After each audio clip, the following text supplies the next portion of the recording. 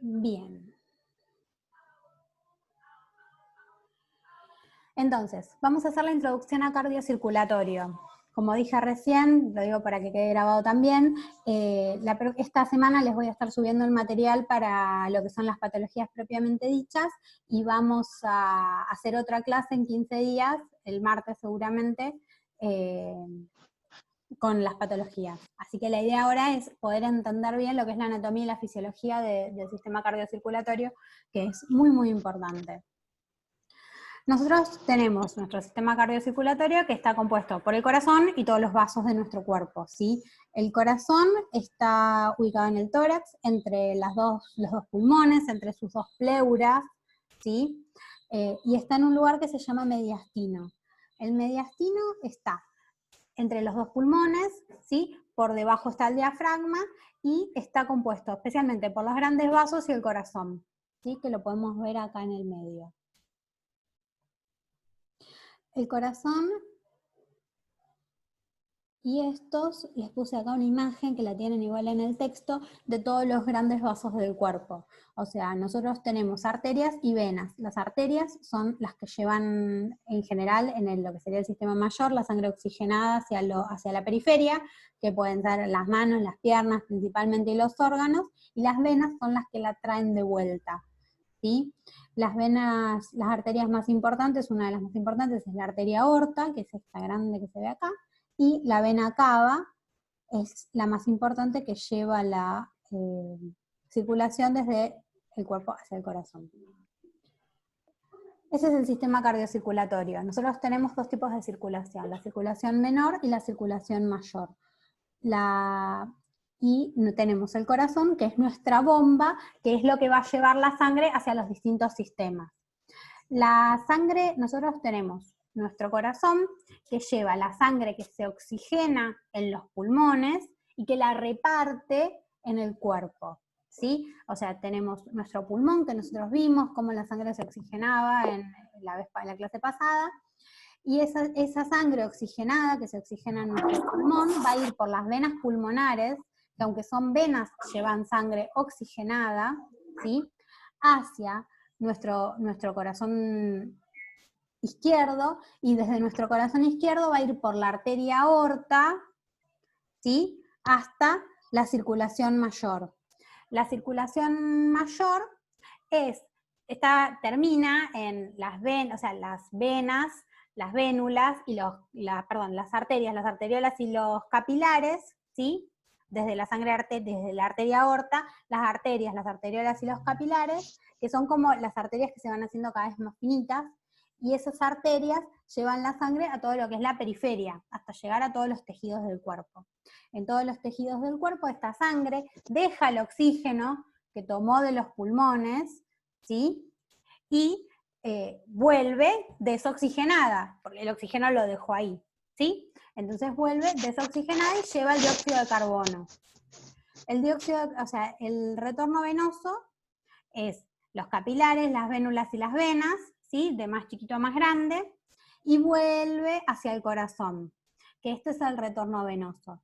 Las arterias son musculares, ¿sí? Tienen una capa muscular que hace que tengan latido las arterias. Por ejemplo, cuando ustedes toman los pulsos de las arterias, que laten, ¿sí? Y eso es porque tienen una capa muscular que hacen que lata. Las venas no tienen latido, ¿sí? Si ustedes se tocan sus propios brazos o de alguna persona, muchos van a poder tocarse las venas o verlas. Las venas no laten, las venas no tienen pulso. Lo que tienen las venas de las piernas son unas válvulas que ayudan a que la sangre no vuelva todo el tiempo para abajo, ¿sí? Por el decúbito. Pero las venas no laten. O sea, los pulsos son arteriales, siempre, y son de las arterias. Las venas es especialmente de donde sacamos sangre, las venas de los brazos, ¿sí? Pero las venas no laten y manejan el retorno venoso y es sangre desoxigenada. Si nosotros, por ejemplo, queremos hacer gases arteriales para ver la oxigenación, tenemos que pinchar una arteria, ¿sí? Que en general usamos la arteria radial de la muñeca. Si nosotros queremos, por ejemplo, si vamos a sacar de la vena del brazo, donde le habrán sacado sangre a cualquiera de todos ustedes en cualquier momento, y vemos la presión de oxígeno, va a ser baja, porque es sangre venosa, ¿sí? Toda la sangre vuelve al corazón, y desde el corazón es una bomba, lleva esa sangre por la arteria pulmonar, que lleva sangre desoxigenada, aunque sea una arteria, hacia los pulmones, donde nuevamente se oxigena. Este es el corazón, es un dibujo del corazón, un esquema. Nosotros tenemos toda la sangre, todo el corazón derecho, ¿sí? Llega la sangre de la vena cava superior y va la sangre a la arteria pulmonar, es sangre desoxigenada, que va por nuestro corazón derecho. Cada parte del corazón, el corazón derecho y el corazón izquierdo, tiene una aurícula y un ventrículo. La aurícula es la primera cavidad donde llega la sangre, ¿sí? Que es el corazón tiene una pared muscular, que esta pared muscular, que es el miocardio, hace que el corazón pueda servir de bomba, o sea que las paredes del corazón se contraen y pueden aumentar la presión que está dentro del corazón, ¿sí? Los dos ventrículos, que son las dos cavidades que están abajo, tienen una pared muscular más importante, porque tienen que llevar la sangre, una hacia los pulmones y la otra hasta todo el resto del cuerpo. Entonces, la presión que logran generar es mayor. La presión adentro de la sangre, ¿sí? O sea, a ver, si yo tengo una cavidad que se contrae, cuando se contrae, adentro, el líquido que está adentro, va a tener mayor presión y va a tender a salir para algún lado si se puede, ¿sí? Y de esa forma funciona el corazón. El corazón, para evitar que la sangre vuelva al lugar donde estaba antes, ¿sí? Tiene válvulas, tiene 4 válvulas principales, que son las válvulas auriculoventriculares, que tenemos la tricuspidia en el corazón derecho y la válvula mitral en el corazón izquierdo. Y después tenemos válvulas que van desde el ventrículo hacia, una la arteria pulmonar y la otra la arteria aorta, ¿sí? Que son la válvula pulmonar y la válvula aórtica. Son las válvulas que nos separan el ventrículo de los grandes vasos, ¿sí? Para el ventrículo derecho es la válvula pulmonar, para el ventrículo izquierdo es la válvula aórtica. Esto es muy importante ver cómo funciona el corazón, porque tenemos que entender para dónde va la sangre y cómo funciona el corazón para después poder entender las enfermedades, ¿sí? Este es el ciclo cardíaco. El ciclo cardíaco les puse un videito precioso que encontré, que está muy bueno, eso véanlo porque explica muy bien el ciclo cardíaco. Igual ahora lo vamos a ver. Nosotros tenemos que pensar que, ¿vieron cuando nosotros escuchamos el latido del corazón? El corazón late muchas veces, y cada contracción y relajación, que es sístole y diástole, dura entre 0,7 y 0,9 segundos. O sea que esto es una cosa que ocurre muy rápido, ¿sí? O sea, todo el tiempo el corazón se está contrayendo y el ciclo es continuo. No hay que pensarlo como una cosa aislada, sino como un proceso continuo que pasa una y otra vez, ¿sí? Sístole es contracción y diástole es relajación. Entonces, nosotros tenemos que partir desde una aurícula que está completo. O sea, una aurícula que está llena de sangre, como para lograr entender cómo es el proceso. La aurícula está llena de sangre, se va llenando de la sangre que viene del cuerpo. Una vez que la aurícula se llena, aumenta la presión en la aurícula y el ventrículo estaba más vacío, entonces tenía menos presión. Entonces, una vez que aumenta la presión, suficiente presión como para que se abran las válvulas, la sangre va a pasar de las válvulas de la aurícula por las válvulas auriculoventriculares, que van a estar abiertas, hacia el ventrículo. ¿Por qué? Porque hay más presión en la aurícula que en el ventrículo. Entonces la sangre va a ir desde donde hay menos presión hasta donde hay más presión. ¿Sí? Esa es la parte de llenado, que se llena el 70% de los ventrículos. Acá la aurícula todavía está relajada, o sea, está empezando a contraerse, y después, una vez, y la sangre pasa por presión, ¿sí? Al ventrículo. Y después se contrae. La aurícula, a medida que se va vaciando, se contrae porque tiene que ayudar a que el ventrículo se termine de llenar, ¿sí? Que este es el llenado activo de la aurícula, que es el 30%, o sea, la mayoría es por presión, y hay un 30% que se llena activamente, ¿sí? Las válvulas están abiertas porque tiene que pasar la sangre, las válvulas auriculoventriculares, y las válvulas sigmoides, que son las válvulas de las arterias, de la pulmonar y de la aórtica, están cerradas, porque el ventrículo se está llenando. Entonces, las válvulas tienen que estar necesariamente cerradas, ¿sí? Entonces, la presión en las aurículas empieza a aumentar para sacar toda esta sangre que quedó, que es el 30% de la sangre que no pasó por la presión, ¿sí? Y la presión en las arterias en este momento es baja porque no hay nada. Después de que se contrae la aurícula, acá vemos, eso es lo que decía recién, la aurícula se contrae, termina de pasar la sangre de la aurícula al ventrículo. Después hay un periodo que se llama contracción isovolumétrica, que es el momento donde se cierran las válvulas auriculoventriculares, pero todavía no se abrieron las válvulas sigmoideas, que es el momento donde el ventrículo se empieza a contraer. Entonces, el ventrículo, una vez que pasó toda la sangre, se cierran las válvulas y el ventrículo se empieza a contraer para generar presión, porque ustedes imagínense que tenemos que mandar la sangre con alguna presión para que vaya al resto del cuerpo, ¿sí? Entonces, los ventrículos se empiezan a contraer, pero todavía no se abrieron las válvulas, o sea que empieza a aumentar la presión de la sangre que está dentro del ventrículo, ¿sí? Entonces, se empieza a contraer, y ese es el periodo de contracción isovolumétrica. Y después, la sangre tiene que salir por algún lado. Y tenemos, las válvulas auriculoventriculares estaban cerradas. Entonces, la única posibilidad es que se abran las válvulas sigmoideas. Las válvulas sigmoideas se abren y expulsan la sangre que estaba en los ventrículos, que tenía una presión más alta, mayor por la contracción del músculo del ventrículo. Las válvulas auriculoventriculares están cerradas, o sea que para ahí no puede ir, tiene que ir para las arterias. Entonces, la sangre con la contracción del ventrículo pasa a las arterias pulmonares y la arteria aorta, ¿sí?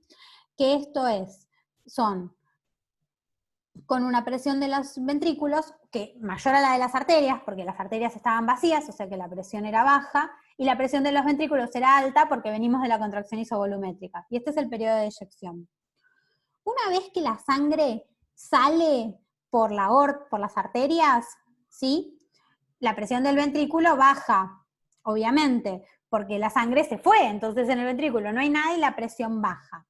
Y hay otro periodo que se llama relajación isovolumétrica, donde tenemos de vuelta las válvulas cerradas, porque la sangre se fue para las arterias, y el corazón lo que hace es empezar a llenar las aurículas.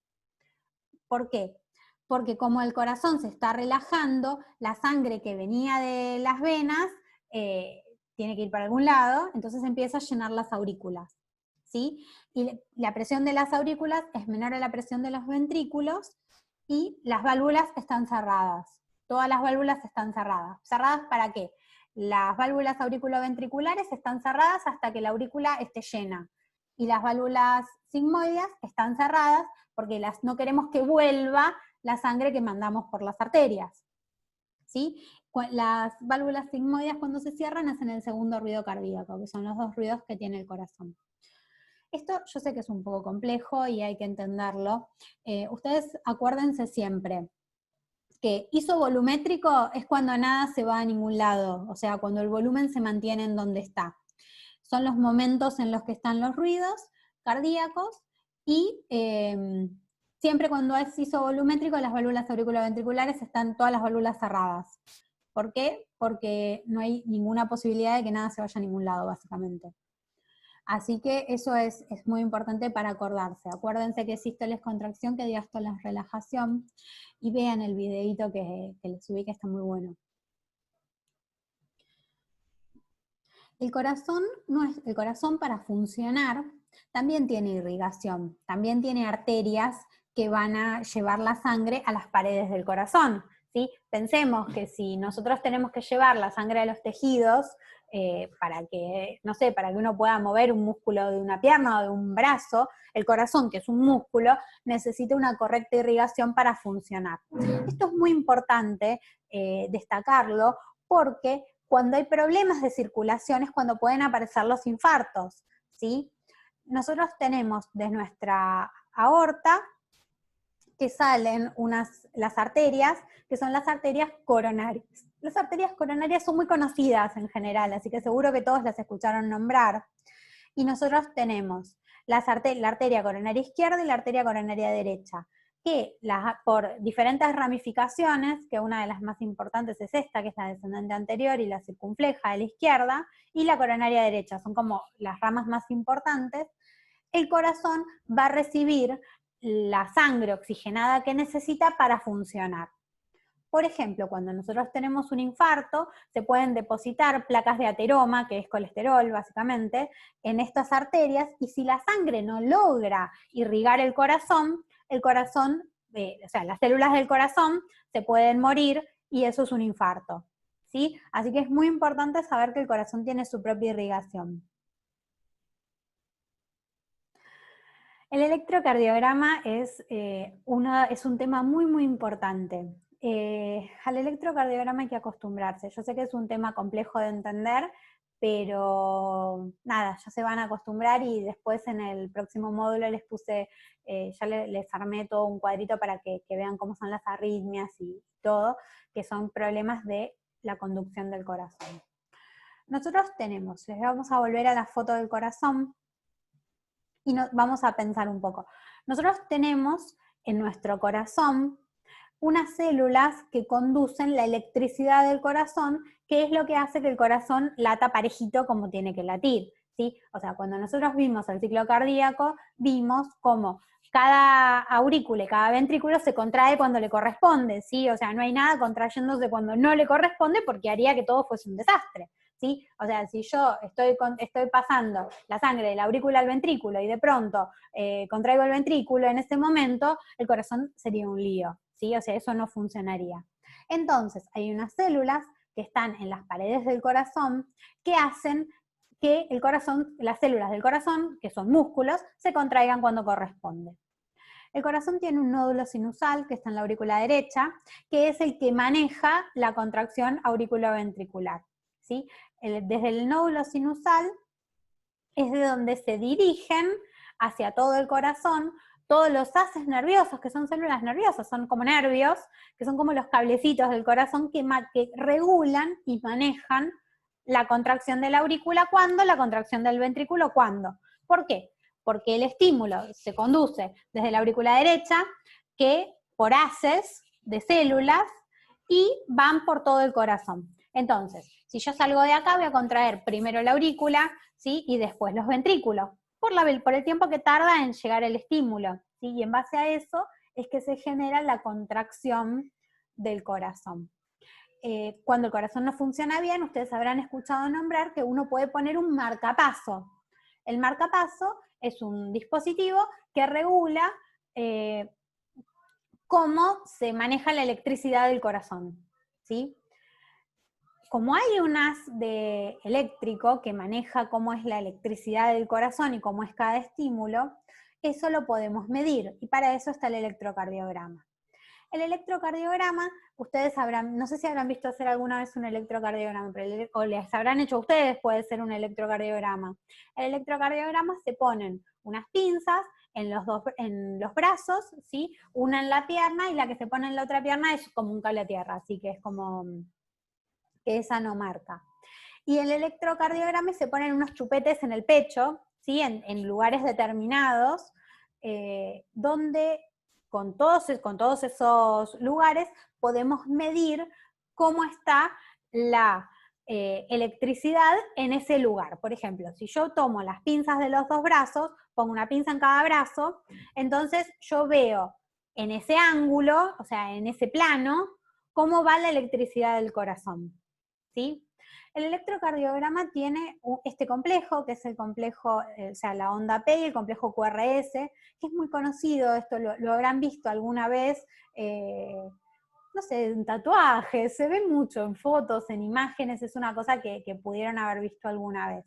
Pero el tema es entenderlo. Nosotros tenemos, esta es una onda típica, ¿sí? De un paciente. Y esto representa el ciclo cardíaco que acabamos de ver. Tenemos una primera onda, que es la onda P, que esto representa a la despolarización de las aurículas, ¿sí? O sea, cuando va el nódulo sinusal por la aurícula, y ahí tenemos, esto representa, o sea, la despolarización lo que genera es la contracción de la aurícula. Entonces, yo llevo la energía. Cuando se despolarizan las células, se contraen. Las células que son las que forman el músculo. O sea, yo tengo mi cablecito, y mi cablecito está dirigido, o sea, está constantemente conectado a todas las células musculares. Entonces, yo mando el estímulo por el cablecito, y el cablecito hace que se despolaricen mis células musculares, que están al lado de mi cablecito, ¿sí? Entonces, cuando se despolarizan, se contraen. Entonces, viene el estímulo y genera la contracción, ¿sí? Y después pasa el estímulo y genera la relajación. Entonces, la P es la despolarización de las aurículas, ¿sí? Que esto genera la contracción. Después, desde las aurículas, la sangre, o sea, lo próximo que se tiene que contraer son los ventrículos. Entonces viene este complejo que se llama QRS. El complejo QRS es la despolarización de los ventrículos, que se condice con la contracción de los ventrículos. Ahora, mientras los ventrículos se contraen, la aurícula se está relajando. Entonces, la relajación de las aurículas, ¿sí? Que sería la repolarización de las aurículas, no la vemos porque la despolarización de los ventrículos es más importante, y acá abajo de este QRS es donde tendría que estar mi ondita de repolarización de las aurículas, que como es menos importante no se ve, ¿sí? Entonces, acá en la P podemos ver a las aurículas que se contraen. Acá podemos ver a los ventrículos que se contraen. Y la onda T es la repolarización del ventrículo, ¿sí? Entonces acá podemos ver cómo nuestro ventrículo se relaja, que también todo esto se regula, es la regulación eléctrica de nuestro sistema de contracción, de diástole y de sístole. Es muy importante lograr entender esto, igual todo esto lo tienen en el apunte.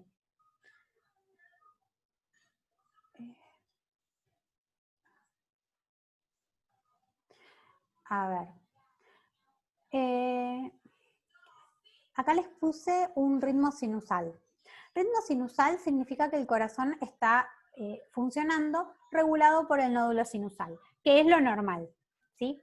Entonces, nosotros acá vamos a ver varios complejos, acá hay 4, donde tenemos una P, nuestro QRS, que es este, y una onda T.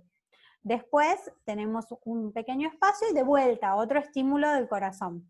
O sea, una P, estimulamos a las aurículas, después estimulamos a los ventrículos, se relaja el ventrículo.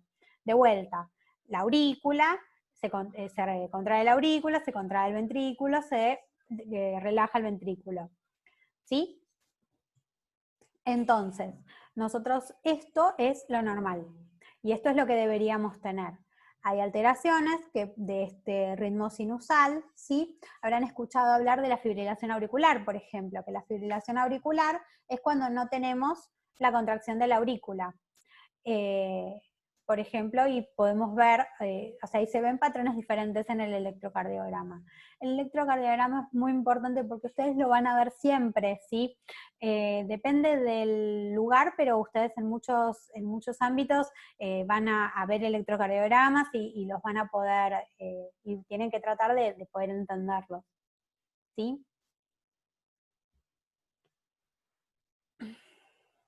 El tema del electrocardiograma es realmente muy importante, así que prestenle atención y especialmente para poder entender ahora después lo que les voy a mandar de arritmias.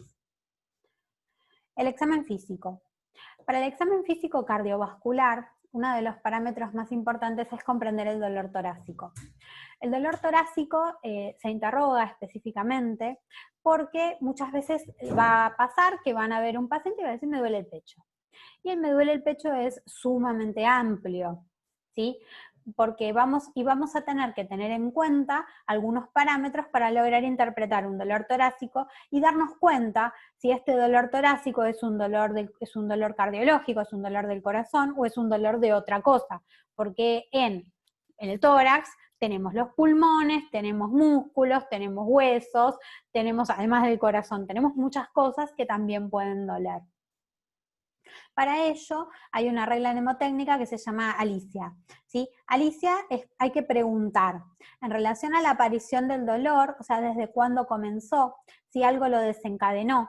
por ejemplo, los dolores tipo angina de pecho o tipo infarto se pueden desencadenar muchas veces por el ejercicio, o por esfuerzos, ¿sí? O por ejemplo hay dolores cardiológicos que no llegan a ser un infarto, que se llaman anginas de pecho, que son como más estables y duran más tiempo, y que en general se pueden desencadenar por el esfuerzo. Si es por alimentos, si es un dolor constante, si es un dolor que asociado, por ejemplo, a cuando me muevo, me duele, que eso, por ejemplo, a veces pasa con los dolores musculares y no tanto con los dolores cardiológicos, o el dolor, por ejemplo, de la neumonía, que es un dolor en puntada de costado, que eso también es un dolor muy característico, pero es un dolor de una neumonía y no es un dolor cardiovascular. Entonces es un dolor que tengo todo el tiempo, es un dolor que empezó o sea, me aprieta el pecho como una pata de elefante y no se me pasa, me dura más de media hora, hay que pensar que es un infarto, o no, me dura un minuto, es como una puntada. Siempre uno tiene que preguntar cuánto tiempo dura, cómo es, cómo comenzó. El otro punto es a dónde está localizado, ¿sí?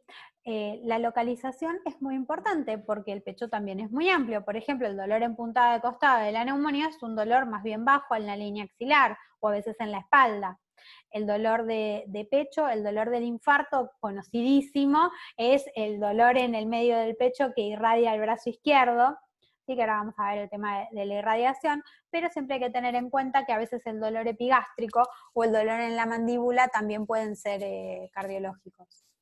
Pero eso es muy importante también preguntarlo. Siempre hay que preguntar la intensidad. A veces la gente se queja del dolor, pero a veces uno le tiene que pedir a la persona que diga, que le puntúe, que diga qué tanto le duele del 1 al 10, pues con donde 1 es nada y 10 es lo máximo, porque por ejemplo el dolor de un infarto es un dolor 10, 9, ¿sí? No es un dolor 2, que a veces uno dice, bueno, una cosa es una molestia y otra cosa es un dolor realmente importante. Siempre hay que preguntar concomitantes. Los concomitantes son otras cosas que puede tener el paciente. Por ejemplo, si yo tengo un paciente que tiene un dolor torácico, que puede ser un dolor en puntada de costado y tiene fiebre, tos y catarro, me orienta más a pensar en un cuadro respiratorio. Ahora, si el paciente, por ejemplo, tiene sudoración o disnea o palpitaciones, me puedo orientar más a pensar en un cuadro cardiológico. Si el paciente tiene fiebre, en general aleja un poco de la patología cardiológica y uno piensa en alguna cuestión más infecciosa o pulmonar. Pero siempre, por ejemplo, los vómitos, a veces uno piensa, bueno, vómitos puede ser más relacionado a un dolor gástrico, por ejemplo, por algo que el paciente haya comido. Sin embargo, a veces en estos cuadros puede haber vómitos, o sea que el paciente vomite no me descarta que sea un dolor cardiológico. Después, el tema de la irradiación. La irradiación es muy importante. La irradiación es hacia dónde se va el dolor. Yo puedo tener un dolor en el pecho, en el medio del pecho, y el dolor se puede ir, que se va como diluyendo, pero sí en menor cantidad hacia algún lado. Una cosa bastante conocida, por ejemplo, como para entender la irradiación, es el dolor del ciático, de la columna. O sea, un dolor que es de la columna, pero que se va como para la cola o para las piernas. Si alguna vez tuvo algún dolor del ciático lo va a entender perfectamente, y uno sabe que el dolor empieza en un lugar y se irradia, se llama, hacia otro lado. Por ejemplo, para el infarto es muy conocida la irradiación al brazo derecho. Es muy conocida, o al brazo izquierdo también.